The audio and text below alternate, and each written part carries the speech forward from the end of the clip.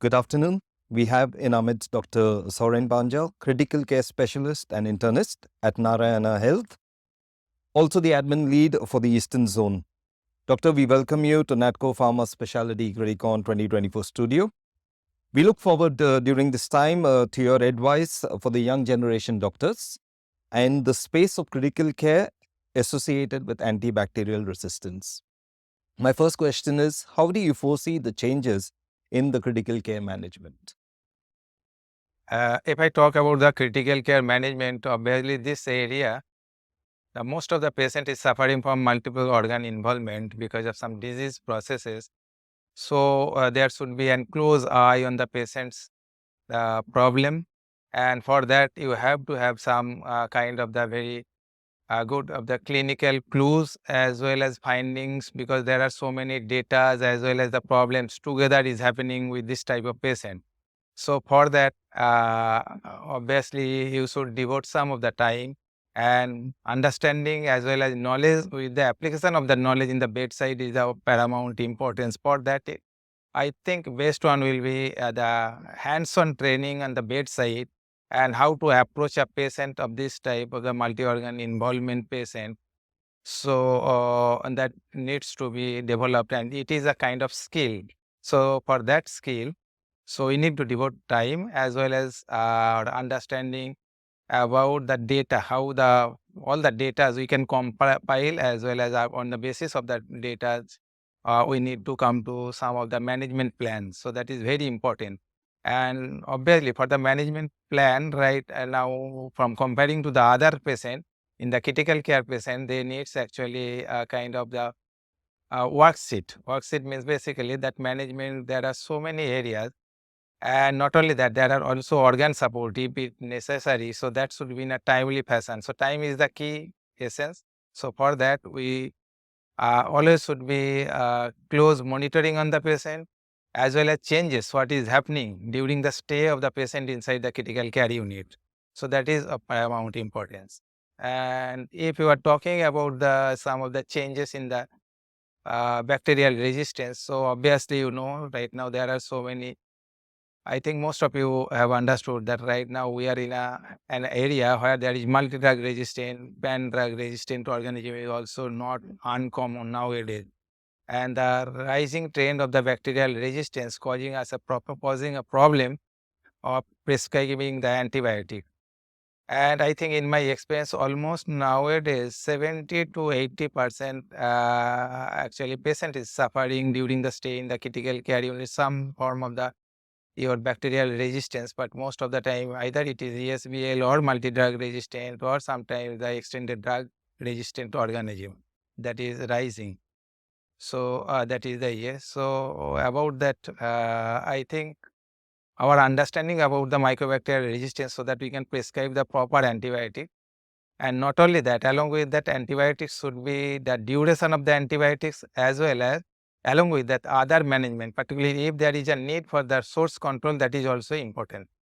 So both things should go together hands in hand. You almost answered a lot into the second question, but I still like to ask you, what is your advice to the young ICU doctors to enhance patient care? So about the patient care means basically, I think there should be a kind of love, passion. I know most of you are basically or doctors nowadays. They are knowledgeable and they have good understanding because of their level of knowledge is far right now. I think there is no actually scarcity of knowledge, but applying that knowledge to the bedside is very important, and there should be a love, passion for the patient as well as the management, because you should feel there is a concept in the critical care. The problem is that we are working whole day and there is every possibility of the burnout. So to come out of that, you should feel kind of proud, as well as try to be relaxed in between whenever we are actually taking care of the patient, because if we feel that we are not actually enjoying our job, so that time it will be much more tiring, as well as it will not be so good to experience that thing. So for that, I think if you devote, you love, as well as there should be some passion in managing the patient. So that will, I think, prevent that kind of the phenomena, and that will also give you the better care of the patient. Thank you for bringing the burnout stage as well as talking about the passion that is required. It will be helpful, at least for the young generation doctors. What is the prevalence of carbapenems producing bacteria in your practice? And what, in your opinion, is the best treatment? It actually depends. I have several units, so different unit is having different problem. But most of the time, medical critical care unit where I have basically I have seen almost 10 to 15% patient nowadays has started coming with the carbapenem resistant.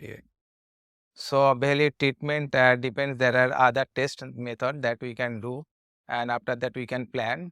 But what are the options that is available? That is important. That ceftazidime, avibactam, plus sometimes the aztreonam molecule may be added, and in some cases there are other medicines like polymyxin B, colistin, or sometimes tigecycline. These are other choices.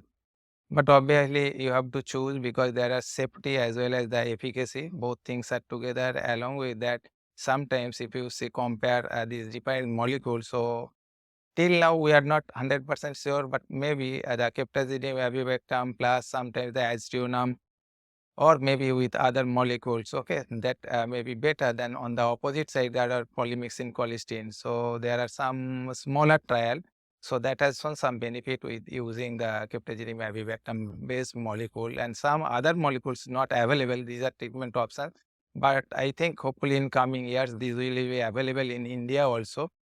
So that may be sometimes meropenem plus relibactam or imipenem vibribactam combination. Okay, cefiderocol, derocol. These molecules may be available in future. So they may be some of the medicines. I hope that in the coming days it will also be available because right now the Indian pharma company is one of the largest in the world, and obviously the most of the company they have their R&D, they are spending money on that. So I hope that in the coming years or 1 or 2 years we will get all these novel molecules also. Dr. Banja, we thank you so much for your valuable insight and your time here at the Natco Pharma Specialty Criticon 2024 studio. We wish you all the best in your practice. Thank you so much. Thank